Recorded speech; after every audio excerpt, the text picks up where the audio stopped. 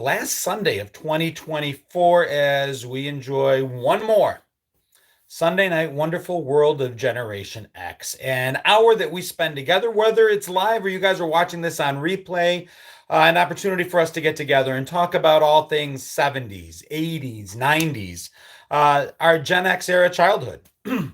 And we go live every Sunday night at 8 p.m. Eastern Standard Time on both YouTube and Facebook.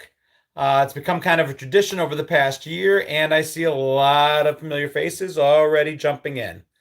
How's everybody doing? I hope everybody had an amazing Christmas and getting ready for the new year. Tammy Elaine, hello.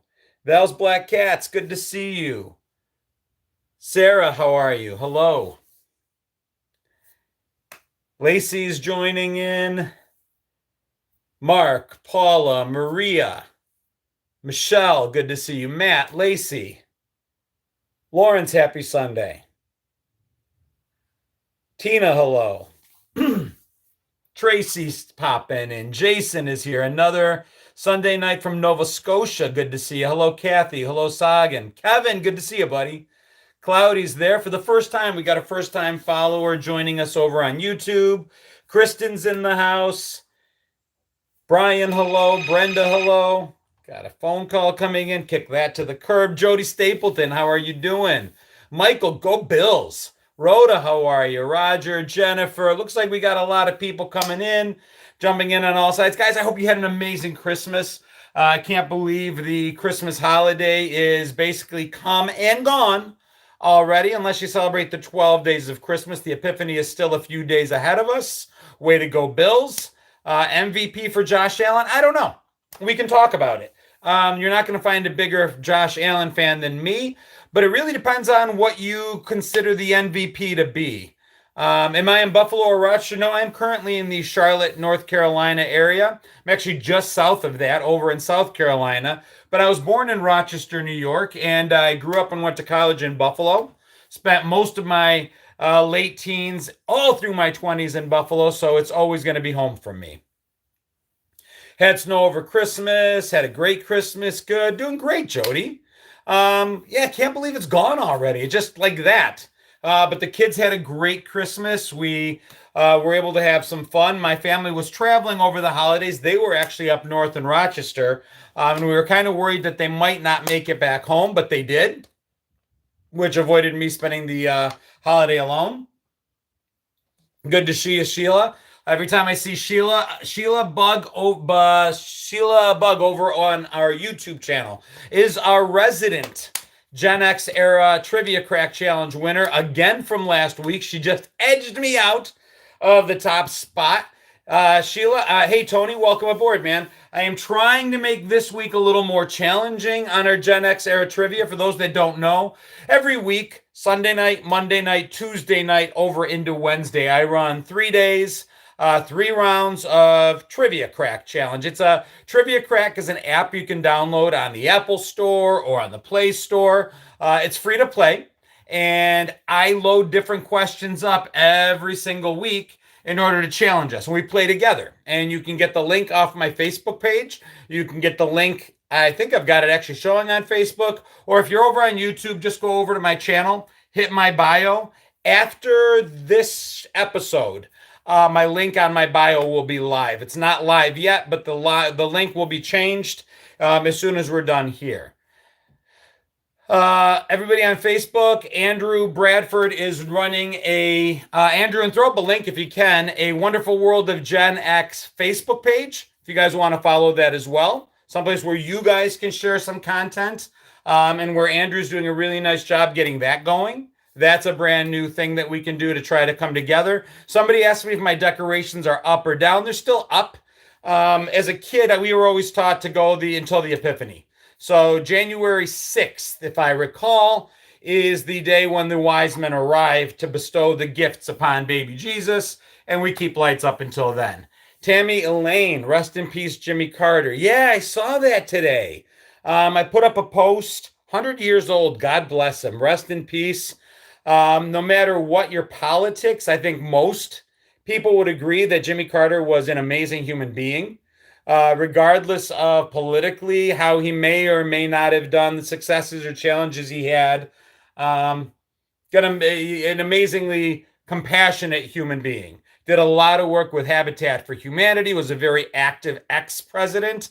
Um, he'll be missed, but a long life. Blessed to have had a long life. His wife Rosalind passed earlier this year or late last. I'm not exactly sure when. So, depending on your beliefs, I feel they're reunited again. So, wishing him a peaceful rest in paradise. Only former president to make it to 100, says Kevin. Thomas and Stacy Combs says exceptional humanitarian without a doubt. Amazing work for a peanut farmer from Georgia. Wonderful human. Heaven with Rosalind right now. Philip says he was a great guy. R.I.P. Jimmy Carter. Yeah, definitely somebody that regardless of how divided we are politically between left and right, conservative and liberal, all that stuff, Jimmy Carter is someone I don't know too many people on either side of the aisle that ever had a bad thing to say about him. You can say that he wasn't successful in his presidency. You can say that he had some challenges. For a Gen Xer, which is the world we live in, and the viewpoint I take when talking about such things, some of my earliest political memories are of Jimmy Carter. God, the Iran hostage crisis that completely and totally was the pinnacle, the viewpoint, the everything of his presidential term. The inflation, the hyperinflation, the stagnation of our economy during his 4 years in office. The guy struggled. And you can debate whether or not these were his policies that created those issues or they would have happened regardless. That's not why we come. We come to remember. And as Rhoda says, the first president a lot of us remember. We remember the gas crisis, his inability to bring OPEC to terms. But hey, many say, most say, almost everyone says he was far more successful as a humanitarian and somebody who spoke for the greater good after his presidency than during. The Camp David Accords, helping bring some semblance of peace to the Middle East, was a big deal. Wiresat says, sadly, I remember Nixon too. I have no memories of Nixon, really. Thank you, Mark Bolus. I'm doing really well. I hope you are as well. Paula says, I remember Ford. I have really vague memories, like really, really young, of Ford running against Carter. So that would have been in 1976. So I would have been 6 years old. Really, really, really vague memories of that. And I remember adults talking about Ford versus Carter. And that Carter represented this change of, getting away from Tricky Dick and all of that stuff. I definitely remember 80 with Reagan and Carter and the differences that represented. Billy Beer, I still have a can. I remember that a little bit. Yeah, a lot of young Gen Xers, the earliest they'll go back is Reagan. And then when it came to Reagan, again, we're not here to debate them philosophically. We're not here to talk about politics. We just talk about the influence they had on pop culture and our memories as Gen Xers. And for me, born in 1970, hell, that meant Reagan was president from the time I was 10 to 18. Bush, his vice president, took me all the way into my early 20s. So that was amazing. But definitely Jimmy Carter, a humble humanitarian from Georgia. Wish him all the best as he journeys off into heaven, which would have been, as a devout Christian, that would have been his belief. So we wish him the absolute best. And obviously, condolences to any family or friends. 100 years old. We should all be so lucky. What else have we got, guys? Ford falling down on SNL. I remember Ford Carter. I came to the States. I'm actually young enough, but crazy enough that I remember the Democratic convention with, there was a lot of pushback on Carter, even in 1980 when he was running against Reagan, to pull him down. There was some pressure to let Ted Kennedy, run instead. But Chappaquiddick was still a really sticking point back then. Obviously, it was a major issue. And to be blunt, I remember a lot of people saying that although they would love Ted Kennedy to become president, they truly felt that if he became president, he'd be assassinated. They just thought that's the way it was. Wasn't Carter a peanut farmer before he was president? He absolutely was, Jen. Absolutely. Happy birthday at life. Happy birthday, Janet DeMarco. Wishing you all the best. Hey, Corey coming in from Oregon. Happy New Year. So that's it. This is the first show. We're also going to get the last show of 2025. So I don't want to get too far into memories without talking a little bit about another guy we lost that was a big imprint on our memories as Generation Xers. That was a huge part of New Year's Eve, for me at least. And that is Dick Clark. Now, hey, Regina. Here was a gut check for me, almost like a punch to the gut. I wanted to put up a picture of Jimmy Carter. Hey, Cindy Buckner. I wanted to put up a picture of Dick Clark on my wall over on Facebook and celebrating the New Year's Rockin' Eves that I remember. Can you guys educate this millennial of America in the holiday season? Stick around. You are more than welcome, Lord Baron. You'll see what you can pick up. But for us, here's one piece of education. Dick Clark from America's Bandstand was the epitome of New Year's Eve for a lot of Gen Xers. And the point I was making, if you go to Google and you Google search Dick Clark's Rockin' New Year's Eve or New Year's Rockin' Eve and put in an image search so you can get a picture of Dick Clark, Ryan Seacrest is like the first 15 images you'll see. Tammy says, yes, I loved Dick, all in capital letters. Okay. All the photos that came up initially were Ryan Seacrest. And it had me wondering, we have a millennial in the house. I don't know if we have any younger kids here, but how many people associate Dick Clark's Rockin' New Year's or New Year's Rockin' Eve, I guess is what it's called, with Ryan Seacrest instead? Because that's who's been, do they even know what Dick Clark means in that title? Because to me, he was everything. Now, Ryan Seacrest, with all due respect, is doing about as good a job as anybody could filling in for Dick Clark. But Dick Clark was everything to me for New Year's Eve, right? The guests he would bring on, the interviews he would do, the countdown with the ball coming down. All my earliest memories are absolutely Dick Clark. I don't know anybody that watched any other channel but ABC on New Year's Eve. Correct me if I'm wrong. MTV, maybe. I know MTV would do their thing, but even if I was watching MTV's New Year's Eve special, and a lot of times I swear I remember that at like 5 minutes to midnight, no matter what I was watching, I had to go over to Dick Clark. We had to flip over to ABC. If you didn't watch ABC's broadcast all night, because maybe it was more fun to watch MTV. Maybe they had better bands on. Maybe there was more going on there. If you had to be watching the TV for that countdown, though, you didn't do it anywhere but ABC. They had a stranglehold on it. Goddess Raven is asking, did he host American Bandstand? He did. So Dick Clark was all over television for us kids. It wasn't just on New Year's Eve. That was like his big gig. But he hosted American Bandstand, which was his regular gig. He had a ton of shows that he produced under Dick Clark Productions, and he did what was at the time the $10,000 pyramid, where if you did really well and made it all the way through the game, you could win a whopping $10,000, which back then was kind of a lot of money. We all got used to seeing Dick's ball drop.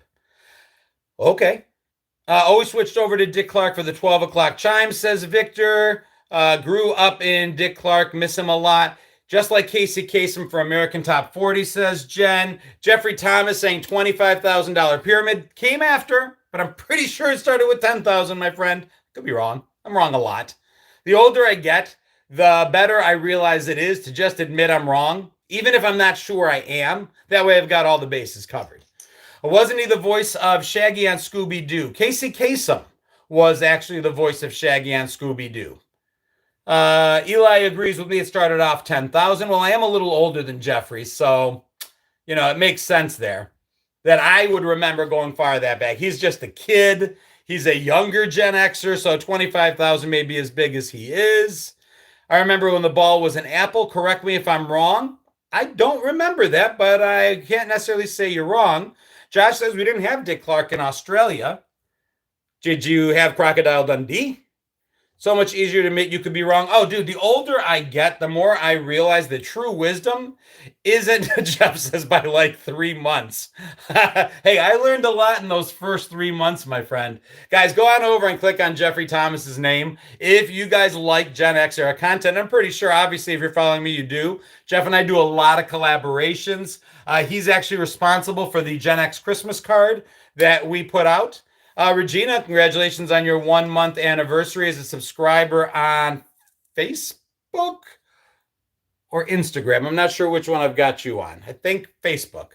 What's going on, Luna? I see you there. Good to see you. Gina says, yes, it was an apple before, and Rain actually remembers the apple as well. Who do you want to see the Bills play in the Super Bowl? In terms of who I think I would be happy to see win if the Bills can't pull it off, I guess it would be Detroit. I would love to see Detroit and the Bills. Detroit's never won a Super Bowl. We've never won a Super Bowl. I don't think Detroit's ever been to the Super Bowl. So that would be my wish. I know I've got a lot of Chiefs fans that follow me. No disrespect. I personally am not a big fan of the Chiefs. Maybe sour grapes. I'm not sure. I cannot say I love learning about Gen X stuff. My favorite coworkers, Gen X stories always make me laugh. You know, a lot of generations, the boomers, silent gen, the greatest gen, there's a penchant as we get older to talk about nostalgically the days we grew up. And that's normal. But I think what's kind of cool is Gen X, I hope, does it with like a sense of humor. We understand that everything we experienced wasn't awesome necessarily. Some parts of what we experienced were detrimental to our health, to our well-being. There's a reason many of us didn't think we would necessarily live to be 30, but we look at all of it with a sense of sarcasm and a sense of humor. I hope I'm self-aware enough. I think that's the way we come at it. Even when I joke, and I do so often with Gen Z content or millennial content, I truly hope I do it with a sense of humor, because there's differences between our generation for sure and the ones before and after us. But there was something really special about Gen X that I don't think any other generation can really claim. We were the first generation to be a product of divorce, which meant we raised ourselves because mom and dad were both working. We were the first generation at that point to have moms even in a home not in a non-broken, as they used to call it, home, in a non-divorced home. A lot of our moms worked even though our parents were married, and that was a change. Even though some boomers' parents definitely both worked, and I'm not saying they didn't, the vast majority, statistically speaking, wasn't what we experienced. Most of us came home to empty houses. It was us and our siblings taking care of ourselves. We lived in a Disney type movie where the adults really weren't the main characters. They were on the periphery of our lives. That was special. What else was special? The fact that we grew up without technology, especially 65, 70, 75 birth year Xers. We grew up in an analog world where our bikes, board games, toys, like actual solid rock'em sock'em robot slinkies, spirograph, light bright, more often than not, no batteries required kinds of toys were what we grew up playing. And then we transitioned. And we transitioned from that analog world to a more digital world where things like a VHS or a Betamax were brought into the equation, cable television, Atari 2600, Mattel handheld football games, then Nintendo. We really made it all the way through, but we were immigrants to the technology. We weren't born into it. We weren't native. So we maintained our analog existence as we adapted to the technology. And I think that made us different. Our parents didn't really want to deal with the technology. If it came time to change the clocks on the VCR, they told us to do it. If the VCR needed to be set to record something, they told us to do it. If the Atari needed to be set up for the television set, our parents didn't really do that stuff. They counted on us to do it. Dick Clark says he hosted the $10,000 and $20,000 pyramid to 73 and 80, changed it to 25,000 and 82. And Jeffrey Thomas is an amazing Gen Xer, says he stands corrected because, hey, we can admit when we're wrong. Big Track was one of my favorites, Janet DeMarco. Loved it. Couldn't believe I actually got that as a Christmas gift. That was a Hail Mary. That was me, as they say today, shooting my shot, thinking there wasn't a chance in hell I was going to get it, and I get it. I got it. So that was rare. I mean, that's only our generation. We're literally standing over the gap between tech and non-tech. Millennials can remember less tech, but by definition, just based on their birth year, they were born into some semblance of technology that we really weren't. As kids, a lot of us grew up on black and white television, right? If we were watching TV from shortly before our birth, if we were watching reruns of Leave It to Beaver or Bewitched, Brady Bunch, or Gilligan's Island, it was in black and white, and it wasn't weird to us, right? We weren't shocked by the black and white. We didn't have an aversion to it. It didn't bother us. It seemed perfectly normal to watch black and white television. So, I mean, there's so much that I think makes our childhood different. Melinda puts it really well. Our childhood was a gift in disguise. We were one of the last, and we share this with the millennials, that corporal punishment, physical punishment, still very much a thing when we were growing up. I think that was regional. As you move north, it became less a thing. Into the 90s for the millennials, the South held on to things like the switch for a while, from what I understand. But to give a quick lesson, and I think we probably don't do that as much as we should on here to bring in younger generations, that's what was cool. Now, where we might make mistakes is where we slam your music, where we slam Brady Bunch used to be in black and white. Nah, I corrected myself. I think I was thinking Gilligan's Island and flipped over. It was color, but even if you look at the pilot for the Brady Bunch, it was almost like Technicolor. It wasn't great color. It almost looked colorized. So maybe it did start black and white and they flipped it. I don't know. But I'm trying to get away from saying your music sucks and our music was awesome. Even if I might feel that way, I think it's wrong. That's something our parents said to us. It's what all parents say to all kids. So I like to point out more often than not what I've started doing is pulling up examples of modern music, contemporary today's music, and then showing where the beat, the sample, the essence of the song maybe is a throwback to an 80s song. APT is a song right now that's really popular. And I did a video showing how it really sounds a lot in terms of beat and rhythm to Mickey from Oh Mickey, You're So Fine, Tony Basil. And I saw other videos connecting it even into the 90s and stuff. And that's what I like. I like when I show what was borrowed from the past and reimagined for today. That's kind of cool. I had a student who asked me when the world got color. He thought the whole world was really in black and white because of a video at the time. Oh, that's frightening. Last generation where talent mattered, especially with vocals. I hope not, Jeremy. There's still some solid talent out here. They stole that beat. I'd like to say they borrowed it. Believe me, even our 80s songs borrowed plenty from the era from before. And I think that's okay. If it's acknowledged, if it isn't the pretense of, oh, look what we made, look what we invented, look what we created. I don't mind it if it's acknowledged that it's borrowed from the past and Vanilla Ice versus Queen feud is a great example. Music, there's only so many notes.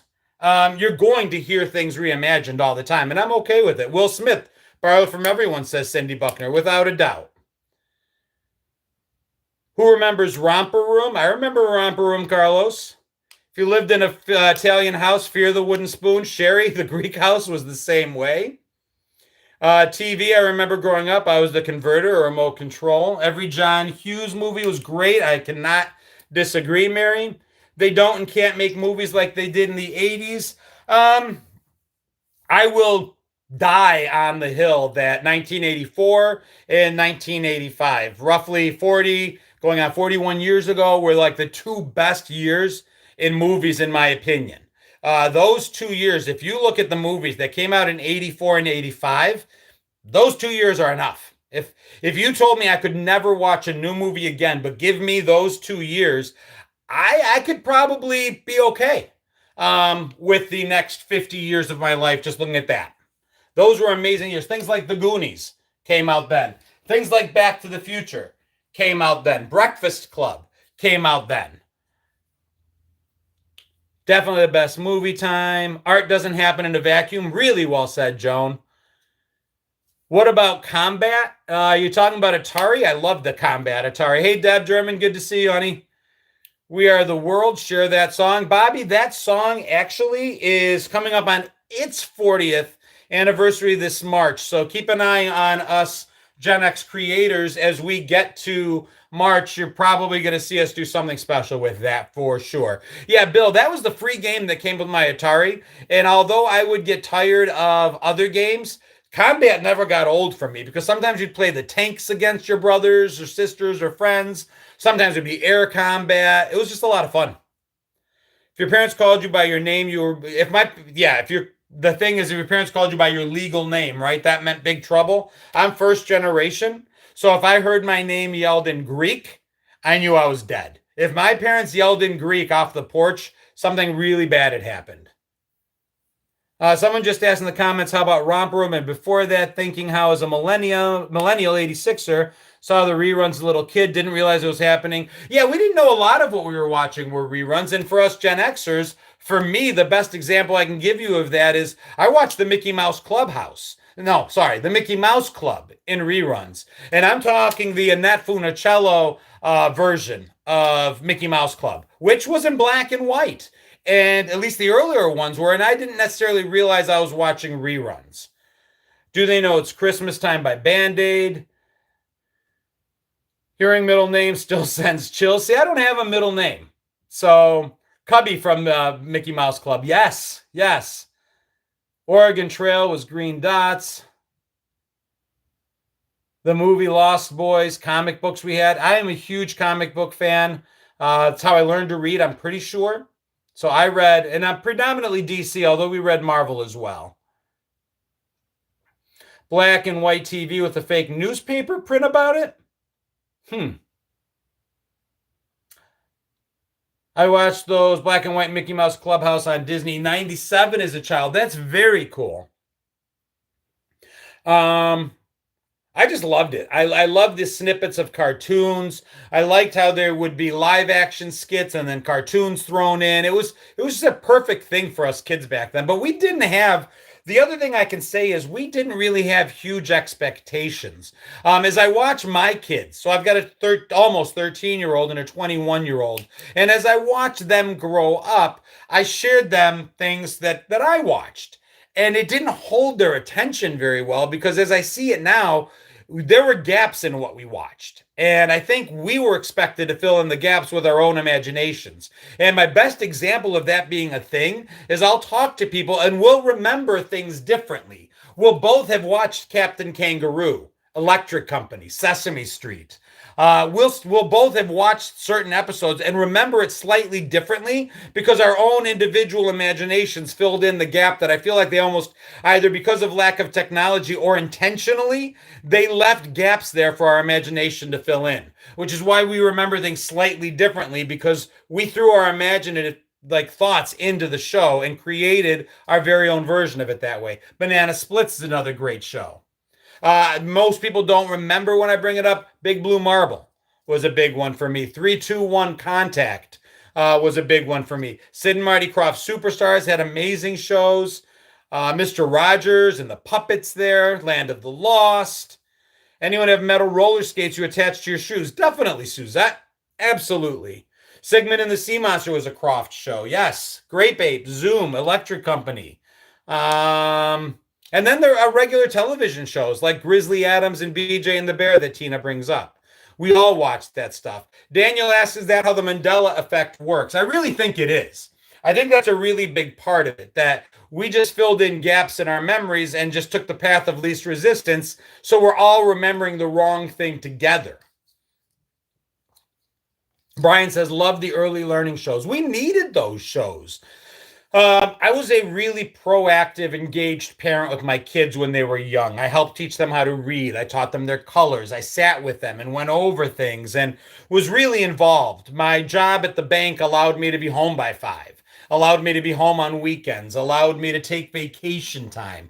Now, my parents, in comparison, in the 70s, the 80s, we owned a diner. The diner, I always joke, was like the fourth child in our family, and it needed at least as much attention as me and my 3 brothers did. So our parents weren't there to do that. Not because they didn't love us. Sometimes to those millennials, and if we have any Gen Z in here watching, when we talk about our parents not being present, it's most often, hey, Sally Ann, most often not out of anger. We don't blame them for not being present. That was the norm. They were doing what was expected of them. A good parent obviously had to love their kids, but they provided food, shelter, roof over our heads, clothing on our backs. It wasn't all about sitting with the kids, watching TV with the kids, helping the kids. We were kind of on our own while they worked and did their thing. That's just the way it was. We can judge it retroactively, or we can just accept it. We accept the fact that that's the way it was. So then we get back to these learning shows. That's why they existed. They filled in the gaps. Sesame Street taught me more than my parents did. Electric Company taught me more than my parents did. God for sure. Conjunction Junction, I'm Just a Bill. Schoolhouse Rock taught me a lot more than my parents ever did. And that was society knowing what was going on. Those shows wouldn't exist if everybody in the adult world didn't know we needed that help because our parents weren't home. Melinda says mom was a welder through a welfare program. Bill remembers Conjunction Junction. Jen's bringing up the New Zoo Review. Doreen's bringing up Magic Garden. 60 Minutes, America's Most Wanted. Luke Luck Spinner. Do you remember 30 Minutes? 30 Minutes was a Saturday afternoon show that came on after cartoons that was a kid's version of 60 Minutes. We also had In the News, which would come on every Saturday, Spinning Globe, and it would tell us a little bit about what was going on in the world. Go Bills! My kids are 22 and 24, says Wirehead. I remember that. Vidiva says the Great Space Coaster. Commercials taught us too. Yeah, and not just commercials selling us things, but little snippets. Where'd you get those drugs? I learned it from watching you, Dad. We learned from those little snippets that were directed at us to keep us on the straight and narrow, to teach us to turn the pot handles turned in, to teach us that bags, the warning labels that exist today, we didn't have. So we had to watch the TV to tell us not that a bag is not a toy. We had to put our own Mr. Yuck stickers on things so that we wouldn't drink poison. Loved America's Most Wanted with John Wall. Scared the hell out of me. Jennifer brings up McGruff. Did you know the voice of McGruff actually went to prison years later for, I think they found him with a whole lot of drugs, if I'm remembering correctly. Just a little bit of trivia. The voice of McGruff took a bite out of crime. Well, crime took a bite out of him. Smokey the Bear. Yep. How about Hootie the Owl? Give a hoot, don't pollute. The Crying Indian, who was Italian apparently. After school specials, Sammy. Absolutely. Huge lessons that we learned. Hey, Joe, how are you over in Niagara Falls? Yeah, after school specials. Hey, Tamisha, I miss you, sweetheart. After school specials were not just on ABC. I thought I only remembered them being on ABC, but CBS had their version too. And a lot of what I remember being on ABC was on CBS. They just called them something else. And then some of the most popular stars of our time, Christy McNichol, did a bunch of after-school specials. Doreen from Tampa Bay is bringing up Stoned, which was a Scott Baio after-school special. Their program was a big deal. Yes, Sarah, Scott Baio, absolutely. Go Bills, Andrea. This is your brain? This is your brain on drugs, says Shannon. Hey, D, how are you? Down in Indian Land, South Carolina here.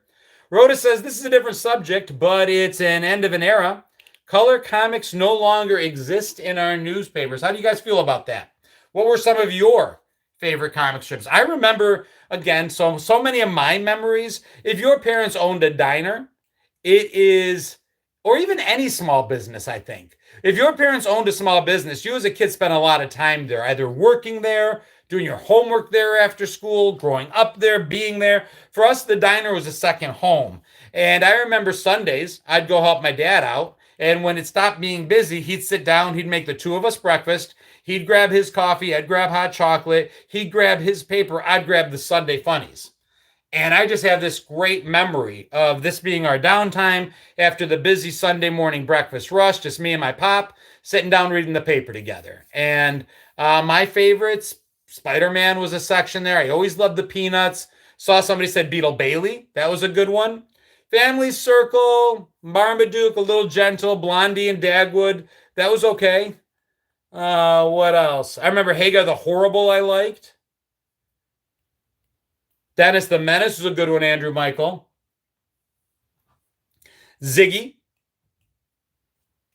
And then, yes, Julie taking Silly Buddy and pulling off the comics. I always thought Kathy was depressing. Marie brings up Kathy. Kathy was about as depressing as it gets. She never had a good day. Andy Capp's funnier now, Wirehead. I didn't really get it at the time. I loved Calvin and Hobbes. Far Side came later. Absolutely loved it. Garfield, Heathcliff. Prince Valiant, you're the only person I've ever seen bring that up. I just skipped right over that one. That and Brenda Starr were like in the middle in my memory. As I would read down, I would see both of those and just skip right over it. Bloom County, again later on, more intellectual, I think, more mature reading. Archie's was in the Sunday Funnies. I don't remember that. I remember the comic books. Hi, Joycey. Good to see you, sweetheart. Hope you had a Merry Christmas and a Happy New Year. Andrew says Garfield. Wizard of Id. I'd forgotten about that one. Yeah, and then to Doreen's point, even as a kid, I remember reading Dear Abby in the classified. So the section that held the regular everyday funnies also had things like Dear Abby in them. And I just remember being a kid and I'd be done with the comics, didn't really want to read the news, but wasn't done. So I'd flip over and I remember reading Dear Abby. I remember reading Miss Manners or Ann Landers. That's the one that was in there as well. Always help Grandma cut out coupons on Sunday morning. Hey, Brian, greetings over there in Southern California. Hope things are going well. Shannon says Heathcliff, another Ziggy. Yes, if you're on here, give a thumbs up. Cool, guys. Thank you for all the likes over on YouTube land. I appreciate it. That attracts more views. Got a good amount of people in the room, both sides. Goofus and Gallant. Goddess over on YouTube asked if anybody remembers Give Me a Break with Nell Carter. I remember that. I had a crush on the youngest daughter. Huge crush on the youngest daughter. And that was also when we were introduced to a very young Joey Lawrence, if I remember correctly. Broomhilda. Yeah, Nell passed away very young. The father died on the show as well. Nell died not too long after. Big League Chew. I've got some here somewhere. There it is right down there. I don't know if you can see it. I'll move my hand out of the way. But yeah, Big League Chew is sitting right here. I would nearly choke on the stuff. The amount of Big League Chew I shoehorned into my mouth. Frightening. Sassy Magazine, another magazine for girls. Who's the Boss? Moving on to other shows now. Remember having to get an article and do the whole thing in front of the whole class. I'm not sure what that is. I hated Alf Shannon. God forgive me. Hated that show. Goofus and Gallant was highlights. Yes, Deborah. I remember Goofus and Gallants and also Circle the Differences would be sitting in the pediatrician's office, waiting for my doctor's appointment, waiting for a shot. I appreciate that, Dorian. Thank you so much. Yeah, that was that. Highlights magazine. Highlights. Was a big deal. That's what got me to settle down before my shots at the pediatrician's office. That and the fact that every pediatrician's office that I remember growing up always had like a ton of fish tanks to settle us down. And I don't know if that was just where I grew up, but fish tanks were a big part of my young, early doctor life. Garbage Pail Kids, Juicy Squirt. Juicy Squirt? Juicy Fruit. I remember Juicy Fruit. And I also remember the gum that goes squirt, the Freshen Up gum. Fruit Stripe gum was the best 2 minutes of tasting anything in the history of the world. And then cardboard instantly. Bill agrees with me, Alf sucked. 227, yeah, Juicy Fruit. Do you know to this day the recipe for Juicy Fruit is a closely held secret? There's some sort of, it's tough to describe. I often describe Juicy Fruit gum that it tasted yellow. And that's about as close to a taste as I can get with Juicy Fruit. Somebody said it's some kind of jackfruit is the taste. I have no idea. But I can distinctly remember the taste. I just can't describe it. It tasted yellow. Freshen Up gum, Salian, to me, was the most disgusting thing I ever tasted in my entire life. And the minute it squirted in your mouth, which brought out more than a few jokes from us young kids, especially if it was warm, like if it was sitting in your mother's pocket or bottom of her purse, buried in purslint, and she pulled it out on a warm day, and it was hot freshen up gum where the stuff inside of it squirted out all warm. That was disgusting for me. Autumn says fish tanks in her doctor's office as well. Bill DeMarco and others remembering how amazing Big Red gum was. Mickey says, does anybody else believe that purple has a flavor? Definitely. Freaking candy corn, Bubblicious bubble gum, Hubba Bubba. Dentine, I love, but they're so small. It took like 6 of them to satisfy me. Hey, Joanne from Ohio. Fruit stripe with tattoos on the wrapper. I remember the temporary tattoos in a box of Cracker Jack. And I remember there was a huge rumor that went flying through the United States that the temporary tattoos in... I just had to reboot there for a second. Not the system, my brain. Cracker Jack boxes. Yeah, the temporary tattoos. It was a rumor going around that somebody had taken acid and dropped it onto the tattoos, and that kids were putting the tattoos and going on an LSD trip. Exactly, Sarah. Thank you. That's what I was trying to get out. So my mom wouldn't let us use the tattoos. She was against it. 81 in the house. Love your content, brother. Thank you. I appreciate it. Chiclets, yes. Bazooka gum, yes. I loved it, but really hard and stale. What's going on, Kelly Sue from Pittsburgh? D. Miller brings up the cigarette gum or just the cigarette candy. Both were things I remember. Brian, what's going on? Good to see you from 1983. JTR saying informations and rumors traveled fast without the internet. Not to be followed up by Aaron talking about Pop Rocks. We all heard the rumor that Mikey from Life Cereal met his grisly end by mixing Pop Rocks and Coca-Cola. But yeah, rumors were another thing. We've talked about it before. We didn't have the internet to spread rumors. We didn't have social media. We weren't able to read about it online. Whenever a kid moved from one location to the other as that new kid in school, they brought with them their stories. And that's how stories traveled. That's how we learned about Richard Gere and the gerbil. It's how we learned about Mikey and the Pop Rocks. It's how we learned about Rod Stewart on stage collapsing, getting his stomach pumped and knowing what came out of his stomach, supposedly. A lot of these are rumors that a lot of us heard growing up. Do I like the Bills? That's an understatement, Rick. Obviously. Ew, Tab. I like Tab. Silly Putty. Anybody remember pulling them off with Silly Putty? You know what's funny? The comic books today, if you did it on comic books have a different ink now. Silly Putty will not pull it. Pop Rocks and soda rumors. Yeah, absolutely. Bloody Mary somehow got everywhere. Thank you, Julia. Appreciate it. Jules from New Jersey, 1983 in the house. Absolutely remember the Mentos commercials, Kevin. And I see you on Facebook. Weren't you on Instagram and on YouTube a minute ago? You flipping on both? Cowtail, says Michelle. That's one that my friend Shell remembers more than me.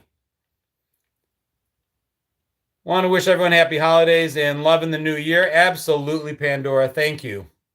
Rod Stewart, 3 gallons of fun. Yes, exactly. And that rumor kept going on. Supposedly, that rumor was in existence before us, but it was like a member of the Monkees or something, and it existed after us. It went on. Jolt Cola, I absolutely remember Judy. Actually founded in Rochester, New York, not too far from Buffalo, where I grew up. Kansas here, go Chiefs. Godstoppers, yes. Candyman's another one. They still make cowtails. I never remembered those. Fruit-flavored potato chips for a short time in Ottawa, Ontario. Were they in the States at all? I don't think so. Another thing that didn't make it to the States when I was growing up, but I have cousins in Toronto. So whenever we'd go to Toronto to visit for the summer, we would load up on ketchup-flavored potato chips because at that time where I grew up, they weren't available, but I loved them at the time. Bartles and James, Charleston Chews, Bottle Caps Candy, Spree. What the fuck is a cowtail? You'll have to look it up, Eli. It's not something I remember. Marge Malik is in the house. How are you, Marge? Good to see you. Hope all is well. Hope you had a wonderful Christmas and a happy New Year coming up. R.I.P. President Carter. Yep, we talked about him at the beginning of the show. Pandora says, double your pleasure, double your fun. Doublemint gum. Do you guys know the Doublemint twins are actually the daughter of course, I'm going to draw a blank. The mom from, my God, I'm drawing blanks all over the place. Somebody help me. Let's see. Lord Bear, were cars, in your opinion, better in the 80s or 90s? I hated my mom's car in 96. It was fugly. First of all, thank you for the super chat. We'll get back to that. Help me, somebody with a Doublemint twin. Sagal twins, yes. Married with children's, yes. Daughter of Katie Seagal. Thank you, God. I get stuck. It's just like my brain freezes and I need to control alt delete it, but I knew you guys would give it to me. Hey, Jennifer from Cheektowaga. As far as cars, I had a memory unlock and I didn't even realize it was a memory. I was looking at pictures. I often research photos to share. And there were pictures of about 9 high school kids sitting on a car. There were like 3 of them on the roof of the car. There were 3 or 4 on the trunk. There were 3 or 4 on the hood in the front, and the car wasn't dented. I remember as a kid playing like Dukes of Hazzard or Chips and jumping on my mom's LTD and grabbing on the top and pretending it's trying to shake me off and running up and down on the car, and it didn't ruin the car. If my daughter looks at my car funny, that dent is in there forever. So I loved that cars were made of like material that wasn't quite so fragile. I like the way vehicles look better today. Tesla trucks, outstanding. I don't know why anything that looks like a Lego should ever cost $100,000. But I do like new cars today a lot. And I understand why there's things like crumple zones now, because the car is supposed to take all the impact and the energy to keep us safe. But we get into little fender benders and the car would be fine. It takes nothing to total out a car now. And I get it by design. And so the logical part of my brain is like, well, they do that to keep us safe inside the car. But we seemed plenty safe back then with no seatbelts and just moms are keeping us in place. So I don't know if I buy the whole safety thing. Kimberly mentions it. She says today's cars are designed to fall apart to keep you safe. I know that logically. But my brain still pushes back and says, but, hey, T. Gray, but we were plenty safe before, too. Before airbags, before seatbelts became a big deal, before all these crumple zones. So I don't know. New cars have too many gadgets. Well, I kind of like the gadgets. Victor says, not the Pinto. Julie says, my 72 Nova was indestructible. Yeah, 72 Nova was like a Nokia phone. There was no way to break it. Sucks without any chrome. No chrome is a bad thing, says Val. Santa did not bring me a 1974 copper-colored Pantera. I'm disappointed again. Yeah, it didn't bring me my Millennium Falcon this year either. Lord Bear coming out again. My grandmother had an old Lincoln in the 90s. I love that old in the 70s car. Dude, thank you so much again for the super chat. I appreciate that. Donations mean everything. Not that anyone has to. I'm just saying thank you. There was old cars that I loved. There's old cars that I hated. Like some of those big boats, I couldn't even drive my mom's 1976 LTD because when I looked out over the steering wheel, I couldn't tell where I was on the road. It seemed to go all the way from one side of the road to the other, and I had a hard time like judging where I was. Connor asked, how many push-ups can I do? A lot. More than I thought I would be able to do at this age, and I don't know if you're being facetious, but I'll take it as a flex. I can do plenty of push-ups. More gadgets means more stuff to break, but it's kind of cool too. Sheila throwing a gift my way. Thank you. Actually, gifts are just new on YouTube. Not even sure how that works, but thank you. Let's see. Short-lived sitcom with the Seagull twins called Double Trouble. I remember that. Crown Victoria, very much like an LTD. Huge. I do love like the old Camaros a lot. Those cars were cool. Some of the old vehicles that I loved, that I thought were like the epitome of just amazing at the time, even something like Magnum's Ferrari from Magnum PI. If you look at that Ferrari, it looks really dated today. But back then I thought it was amazing. And yet the General Lee, politics and paint job aside, today looks as cool to me as it did then. So, it depends. First car is a 69 Mustang. That's sweet as hell. I will say old cars were cooler then than the old cars are now. If it was 1980 and somebody drove up in a car that was 30 years old, that would mean they were bringing up some sort of amazing 1950s vehicle. If somebody pulls up today in a car that's 30 years old, what the hell are they driving? An Escort from 1994? I mean, it's not as cool. The 30-year coolness factor is no longer in place, I think. Could be wrong. My dad has a 74 Torino. Begged for that car, never did get it. A lot fewer cars on the road. Well, not only fewer cars, and again, this may be Stacy, how are you? Good to see you. Hope that I'm catching you just as you're coming in. Kevin says Lamborghini Countach looked awesome, but horrible to own. A Citation, Chevy Citation. I forgot about that. How about a Chevette? The only Vette I ever owned. And just on track, G Shell says I had 4 Chevettes, 2 diesel. Yeah, but you can tell kids today that you had a Vette. Just lie to them. If it was a 1978 Chevette, tell them you had a 78 Vette. Leave it at that. If you're not lying, leave it up to them to figure it out. JTR says their car's 24 years old. K cars. Yeah, Kristen, but the K car saved Chrysler. Kelly McGrath, how are you? Hope you had a good Christmas. First car was an 83 Mustang. We used to call them Shuvets. 77 Mustang. Ugly Plymouth. I can't count how many times Dad would fab up a part he couldn't get, and they always worked. Pintos, never wanted to hit him in the back. That was a bad day. Brother had a Trans Am. How cool is that? Happy New Year to everyone, Sally Ann. Thank you. Are Escorts even allowed on the road anymore? I've not seen one in years. Mark Williams, hello, buddy. How are you? God, it's been forever. I've not seen an Escort. Certain cars just disappeared. I had a friend that owned a Yugo. We used to joke with her. We're like, you go, but you don't stop because the brakes were optional. Everything on that car was an option. I swear to God, the console was made of terry cloth. The seats were like cardboard, soft, wet cardboard. It was horrible, but it was really affordable. It was a way to have like a brand new car for $4,000 at the time. And I'm guessing 4,000, but I think that's right. Escort wagon in the house. I wanted a Trans Am as my first car. I got an LTD instead. Lots of Subarus on the road now. I always joke that Subaru spelled backwards is you are a bus. Still miss my 85 Trans Am. I miss my 1990 Jeep Wrangler. That was my car that I miss. Maybe it was a 92, actually. I don't know. But it was cool. It was when they had just finally widened the wheelbase a little so they didn't tip over quite as easily. But it was, I never had doors on that thing. I never had a top on that thing. It was awesome. I remember the first year the Z28 was shortened.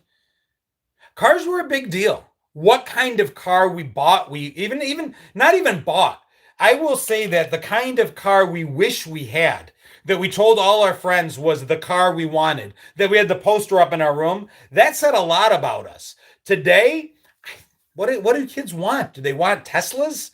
I mean, I think they're less enamored by a car's looks than they are its status. What we wanted as our dream car told a lot about us. Mark says I could hold half the wrestling team in my Delta 88. I think I remember that Delta 88, Mark. Cars with T-tops. My aunt loved her Yugo, couldn't find a clutch cable for it.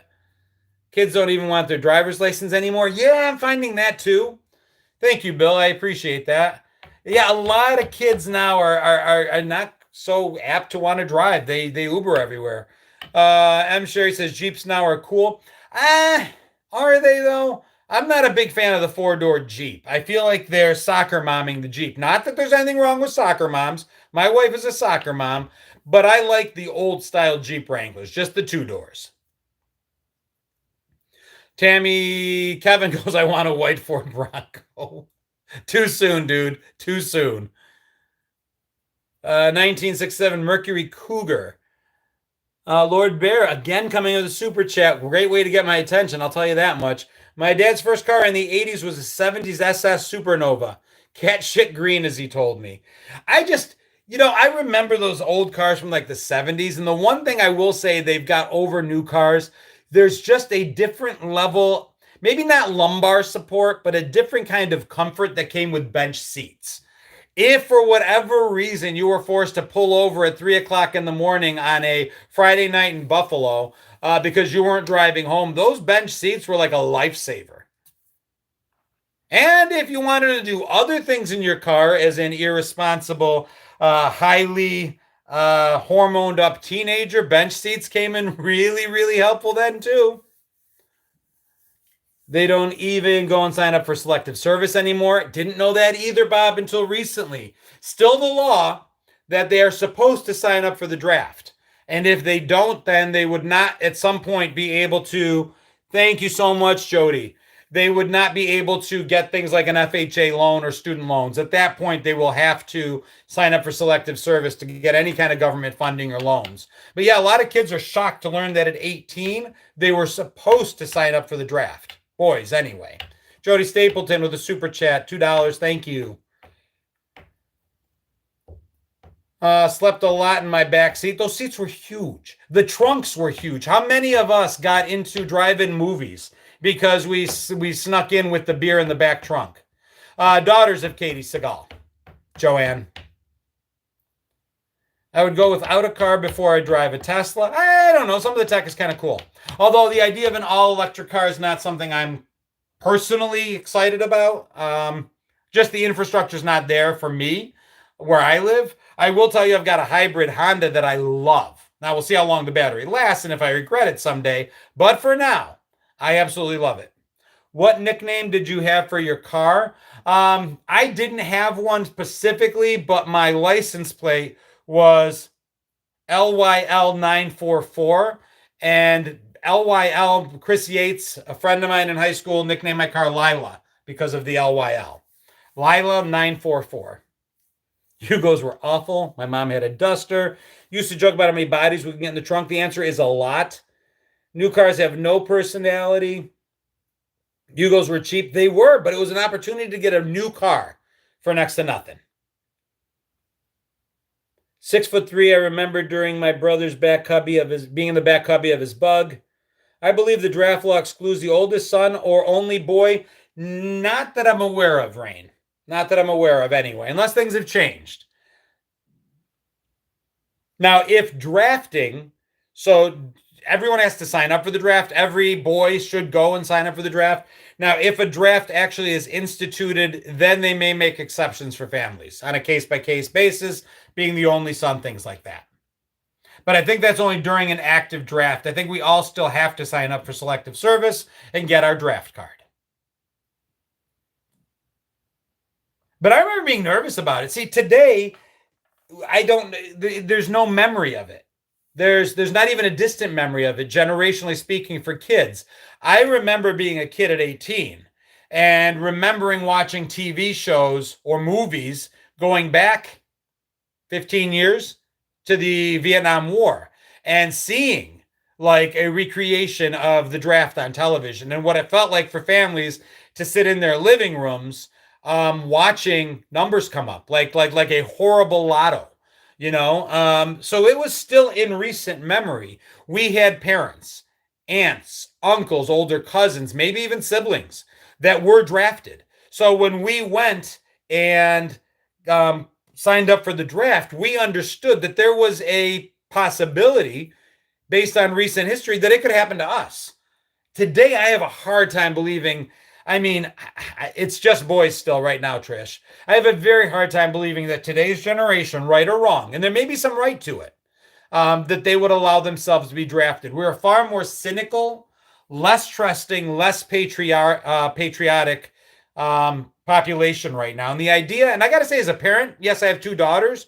If I had a son and I saw my elected officials who didn't themselves get drafted, who had preferential treatment for their kids, if I saw my kids being drafted into some foreign war and not theirs, I don't know that I'd be okay with it. So I can't be too judgmental on it. Things have changed.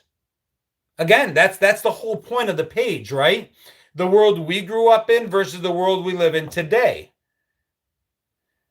Rain gives an amazing point. Our grandparents gave the wrong age just to qualify to serve. They fought for the ability to fight. They lied about their age to go to war in Germany at 16 years old, at 15 years old. Kids today, right, wrong, or otherwise, might have a valid excuse for hopping the border and avoiding it. I don't know. I remember during the first Iraq War, Operation Desert Storm, or Shield, which became Storm. I remember being in college and my mom being like, keep your grades up. You'll need the college exemption because we really thought there was a good chance that there would be a draft. There would be a revolution here if there was a draft currently. I think the government knows that the draft wouldn't work. It just wouldn't work. Eli says I would jump the border. I mean, it depends, right? It really does depend. We don't live in a black and white world. After 9/11, so many people didn't need a draft. They jumped up to serve. It really depends. There is right and wrong in this world. There is good and evil in this world. Personally, I believe that. Even at my age now, if they would take me under the right circumstances, I'd stand up for my kids. I'd stand up for my rights. I'd stand up for my country. I still believe that. It's just few and far between are those things that we believe are worth going for. It's just different. Gina says draft couldn't happen now. I tend to agree under most circumstances. Zero says I could comment, but probably get censored. Dude, it's just again, there's no need for the censoring. We can have discussions and still find that common ground where we agree. And that's why I say we live in a gray world, not a black and white one. Stacy says the draft isn't required now. Today, but we've been pretty stretched thin at times too. It just all depends. It all depends. Pandora says there's absolutely good and evil in this world. Good evening, Barry. How are you? Let's lighten it up. What else we got? You got it, Zero Fs. Totally appreciate you, dude. Honestly, if anybody thinks that there's no room for a difference of opinion on my board, you couldn't be more wrong. There absolutely is. As long as it's done respectfully and understanding that, listen, I'm always going to be more interested in what brings us together. The vast majority of things that we all believe together that unite us, that's where I come from. I really believe that we all believe in the same stuff for the most part. Hey, Tammy Owens, better late than never. So I like to go back in time and say, wow, look, we're all coming from different parts of the country, different parts of the world. And yet, even though I'm born in 1970 and somebody else born in 83, and I was in upstate New York and they're in New Zealand, there's still so much that we have in common, so much commonality. To me, that's amazing. That's incredible. That's what I really want to put out there in my small corner of this world, the 1.4 million followers or so that I have. I want them to understand. I got over 30 million views this month across platforms. I'm hoping that's 30 million opportunities to understand that we are a lot more alike than we are different. And the differences are okay. We can learn from one another. New Coke and Crystal Pepsi to change the topic. I loved Crystal Pepsi. I wish I could still find it. Richard Glass says Josh Allen is not the MVP. Well, agree to disagree. Who wouldn't love to? I would love to go back to the 80s. I would. People are always like, I'd go back and stay. If I had the ability to go back, I wouldn't stay. I love it here. I love the technology we have. I love this that didn't exist back then. I love what we can do. But to visit from time to time, I'd spend a week in 1975 just to see what it smells like, what it feels like, what the food tastes like back then. Because I guarantee you it was different. I guarantee you. Yes, I remember Pepsi Light. To this day, I drink Diet Pepsi with lemon because of Pepsi Light. I guarantee you that if you were teleported back to 1975, the smell of smoke in the air would be oppressive. Yeah, absolutely, Eli. That's what I said. The draft is still required. They just, if you don't do it, the only real recourse the government has against you today is to not allow you government funding. You will not qualify for an FHA loan or a Freddie Mac or a Fannie Mae loan. You will not be able to get your student loans. They'll sign you up then. Going back to the 80s and just turning the radio on and just sitting there in my car listening to the radio would be amazing. I would love to quantum leap it and just jump back into my own body. That would be amazing to see what those knees feel like, to feel what that back feels like, to feel what that skin feels like, to go and talk to friends that I'm still friends with today that at the time I worried about every stupid little thing I said because I was afraid of being judged, and just tell myself to chill out, relax. It's all in your head. And these are things we tell our kids, and it's amazing that we remember that, but that would be what I would want to do. Pamela says Gen X women for the draft again, we would win. Dude, if you draft 52-year-old women, the war's over in a day. Smarter, ruthless, no time for bullshit. That would be the end of it. There is nothing scarier on this earth. The places I would visit, I would go to McDonald's just to have an apple pie that burns the hell out of the roof of my mouth. I would go to Pizza Hut to drink out of those red cups. I would love to visit. And I once said in a post, who would go back? And some people said, no, high school was a horrible time for me. It was an awkward time for me. I felt hated in high school. I felt bullied in high school. It was uncomfortable. Lord Bear, I would love to visit the 80s just to experience what I missed out on. Dude, it's like you're reading my mind. That's my point. Even if you had a hard time in high school, the knowing what I know now rule is in full effect. You go back and jump into your body with today's brain. New Zealand Nexters love you. That's why I brought up New Zealand, Wacky. I got a lot of people down there, apparently. I just would love to be able to talk to myself and say, hey, you don't need to figure it out. I tell my 21-year-old daughter all the time, you don't need to figure it out. The one lesson I learned is that youth is wasted on the young, and it's the old people's fault. We push our kids to grow up, in my opinion, way the hell too soon. I tell my 21-year-old, your only job right now is to work really hard, make your own spending money, and make memories that are going to last a lifetime. Be careful, be smart, but have fun. Enjoy that youth while you've got it. Just because someday you're going to look back and miss it so much. And a kid's job is to make the kinds of memories that an older person will miss the rest of their lives. Old age and treachery will defeat youth and skill every time. That makes absolute sense.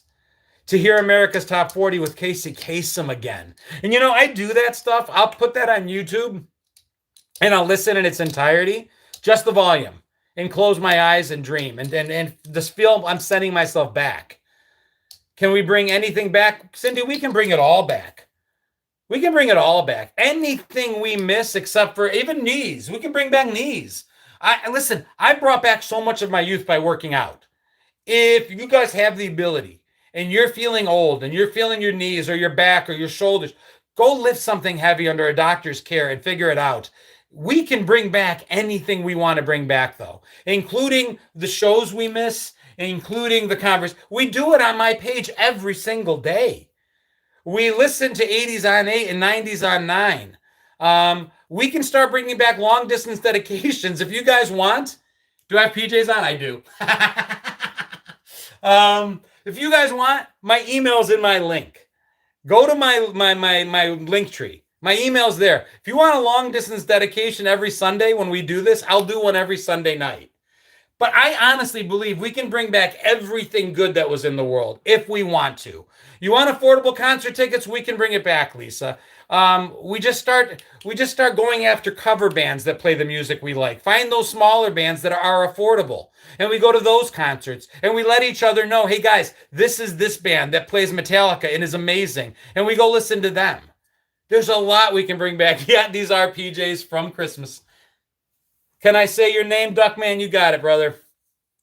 Anybody want a mixtape on a TDK SA90 cassette? I got you, Wirehead. It's right here. Right here, buddy.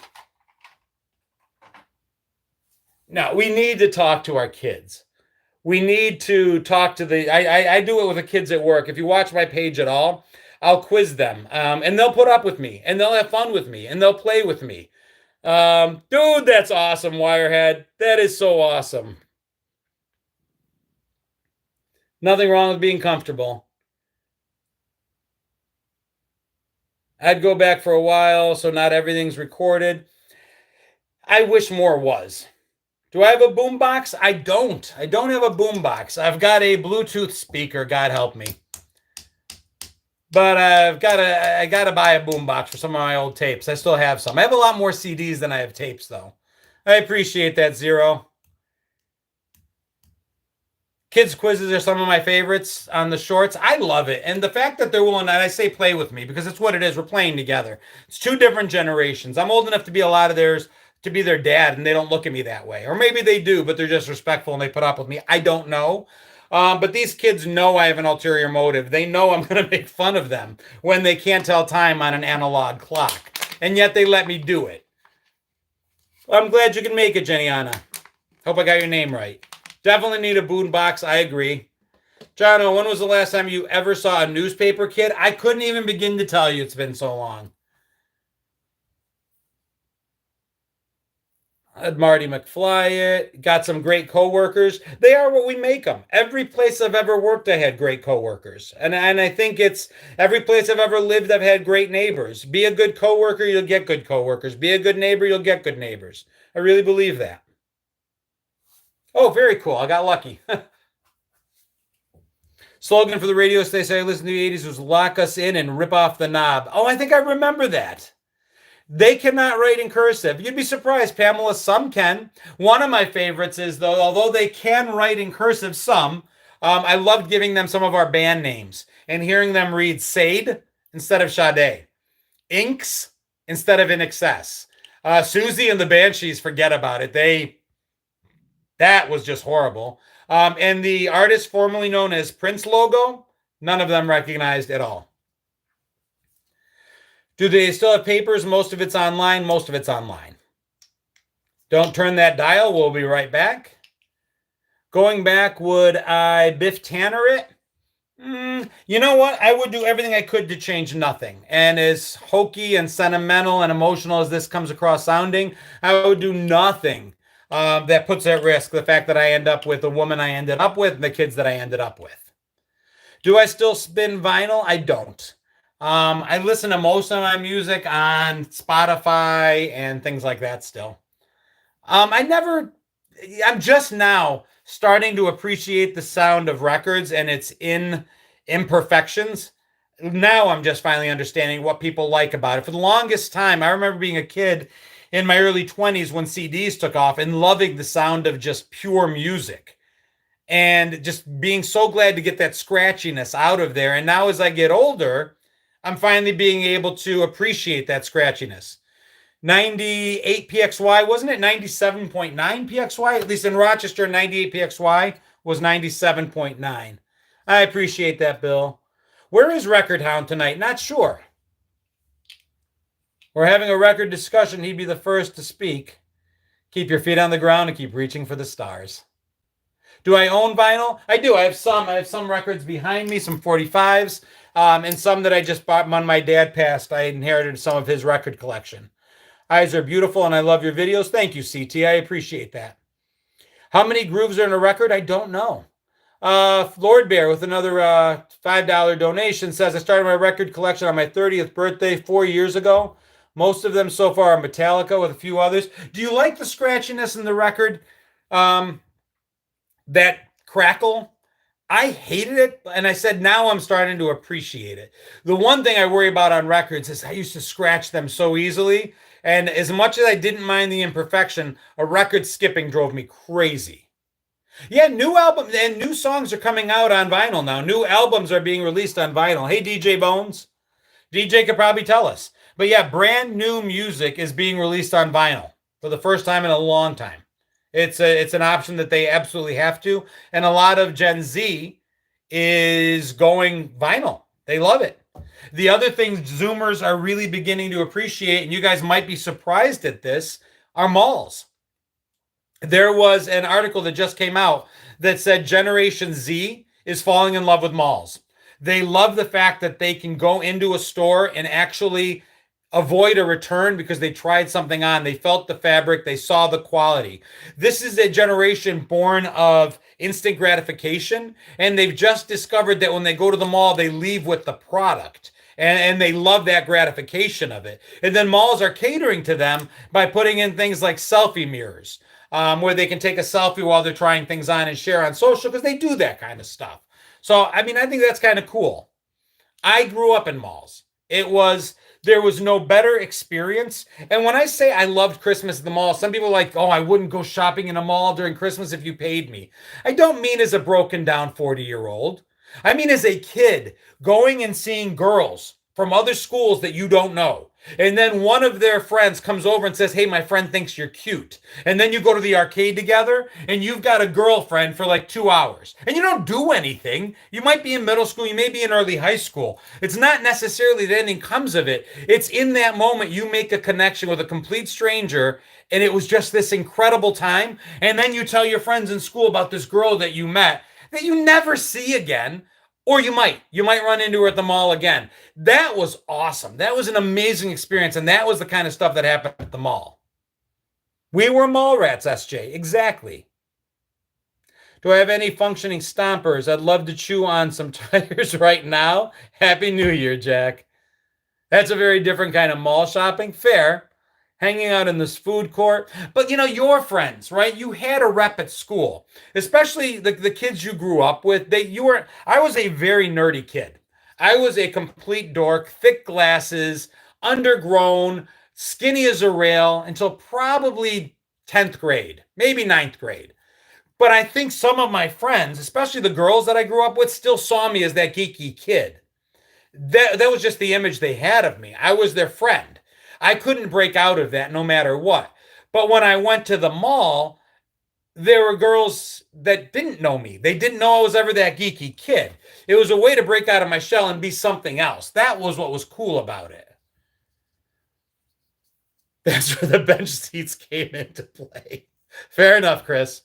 Nothing to do, go to the mall. Absolutely, Val. Show more old school videos? I will, Bill. They're tough to find. Not a lot of video of us growing up. If you see me put up a 1.5-minute video, it's probably put together by like 6 other ones. Vinyl has a unique sound that was unique to the era. Cruising the main drag in our cars. My cousin Alex married his mall blind date. 30 years and 6 kids. 6 kids later, they're still married. Saturday at the Make Fun. Saturday at the mall, maybe? Was fun. I grew up in a small town where my 8th grade boyfriend was my best friend in high school.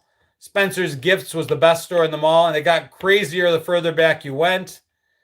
Radio Shack was awesome. I loved Radio Shack. My first computer was a Tandy 1000. Didn't do anything. Didn't have internet back then, right? So the computer itself was just on its own. Malls included people watching. Was Dr. Demento on the East Coast too? It was, yeah, we heard it a little bit. Definitely a West Coast thing, but it went out in syndication, I think.